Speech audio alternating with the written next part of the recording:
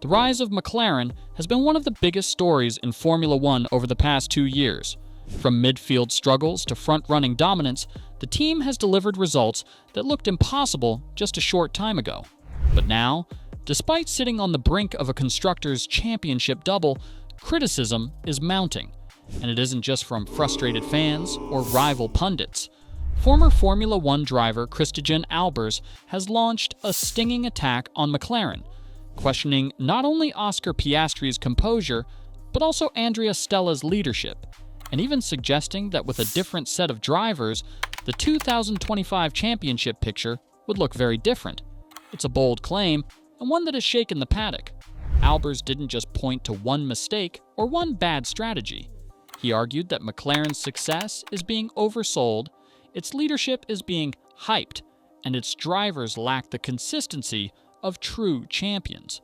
And he went even further, saying if Max Verstappen, George Russell, or Charles Leclerc were driving the MCL39, McLaren wouldn't just be winning, it would be running away with the championship entirely. So where is this criticism coming from, and is there truth to it? To answer that, we need to go back to Baku, the weekend that sparked this debate. The Azerbaijan Grand Prix was supposed to be another showcase of McLaren's strength. Instead, it turned into one of their most difficult weekends of the season. Qualifying was chaos. 6 red flags, patches of rain, and drivers risking everything on the unforgiving city streets. For Piastri, it ended with a violent crash that left him 9th on the grid, his worst starting position in 17 races. Lando Norris fared little better, brushing the wall and ending up just 7th. If that was disappointing, the race itself was disastrous. Piastri, leading the championship at the time, jumped the start, triggered anti-stall, and immediately fell behind as the field streamed past. That was mistake number 1. Flustered and trying to recover, he found himself battling Nico Hülkenberg's Sauber into turn 5. But on the outside line, on the dirty part of the track, the McLaren refused to slow down. Piastri locked up, hit the barrier nose first, and his race was over before it had even begun. In the space of 24 hours, he'd crashed twice, ended a 34-race point scoring streak, and handed a gift to his rivals. Norris, meanwhile, couldn't turn things around either. A slow pit stop cost him track position. The overcut failed, and he finished without making real progress. For a team chasing perfection, it was a weekend to forget. But Albers didn't let it go. Speaking after the race, he zeroed in on Piastri's performance. With Piastri, it was really painful, he said. He made a false start and was away too quickly. He then panicked.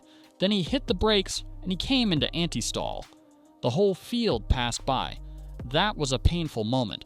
Albers claimed Piastri lost composure immediately, and his desperation to recover only made things worse. He was not consistent again and was not on top of it. He added, it was really clearly a false start, and that made him panic. From Albers' perspective, this wasn't just one bad day. It was evidence that Piastri lacks the steadiness required to convert a dominant car into championships. His blunt assessment cut deep, especially because Piastri has built a reputation this season for maturity and control. But in Baku, that image cracked. The criticism didn't stop with the driver. Albers then turned his attention to the man leading McLaren's resurgence, team principal Andrea Stella. On the surface, Stella is the architect of a revival story. Since taking over in 2023, he has guided McLaren back to the top, reshaping its technical direction, rebuilding morale, and instilling a culture of relentless improvement. Under his leadership, the team has delivered 13 race wins and 7 1-2 finishes this season alone. Yet Albers isn't impressed.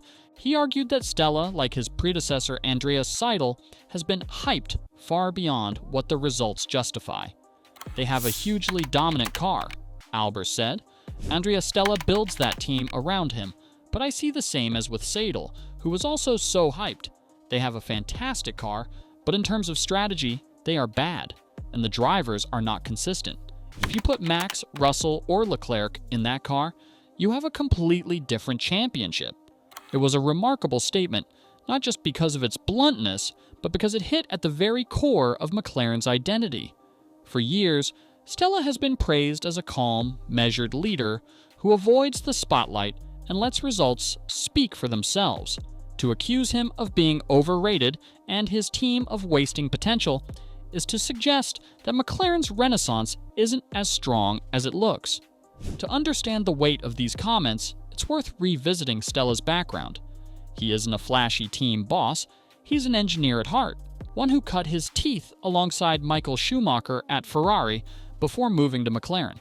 When he replaced Seidel as team principal in 2023, few expected fireworks. What followed was a steady, disciplined rebuilding process.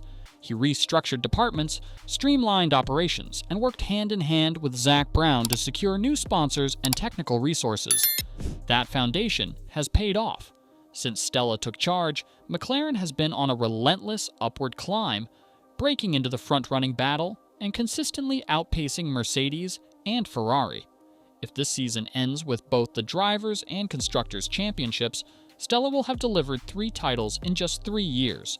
Few team bosses in history can claim that kind of record. But Albers isn't wrong about one thing: McLaren has stumbled strategically. From pit stop errors to questionable tire calls, the team has occasionally looked clumsy under pressure. In a season this competitive, those moments stand out. And that's where the contradiction lies. On one hand, McLaren is dominating statistically. On the other, critics like Albers argue it should be doing even more. Is that fair? Or is it a case of raising the bar so high that even success looks like failure? This is the bigger debate swirling around McLaren right now. Piastri's mistakes in Baku highlighted his inexperience. Norris has been solid, but not flawless. Strategy has been bold, but sometimes messy. And yet, the results are undeniable.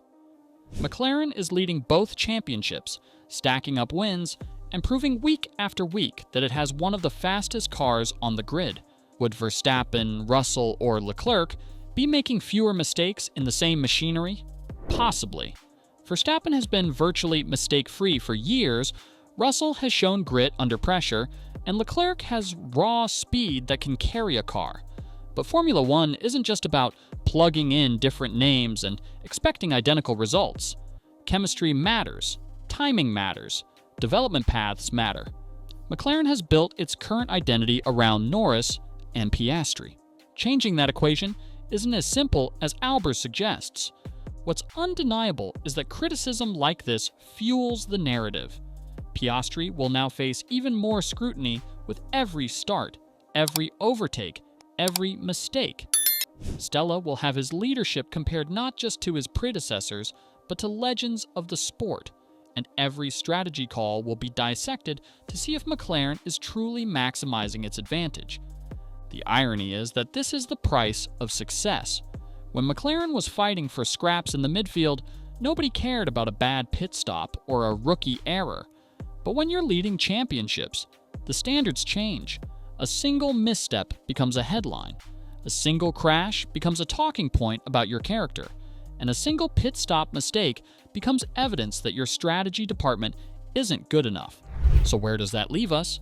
On one side, you have McLaren's record: race wins, podiums, a likely championship double. On the other, you have critics saying the results don't reflect the car's true potential. Both can be true. McLaren has achieved an incredible turnaround, but it hasn't been perfect. Stella is a strong leader, but his strategies haven't always hit the mark. Piastri is brilliant, but Baku showed he can crack under pressure. Norris is consistent, but still chasing his first world title. And that's the fascinating part, because as Formula One history has shown, domination doesn't end debates, it starts them. So here's the question for you: is McLaren's success being overhyped, or is the criticism unfair? Should Stella and Piastri be given more credit for leading the team to its strongest position in decades, or is Albers right? Would Verstappen, Russell, or Leclerc be making this season look like a one-sided massacre?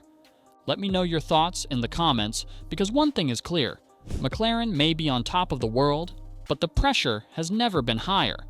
And with the championship still in play, every mistake, every pit stop, and every crash will only intensify the spotlight.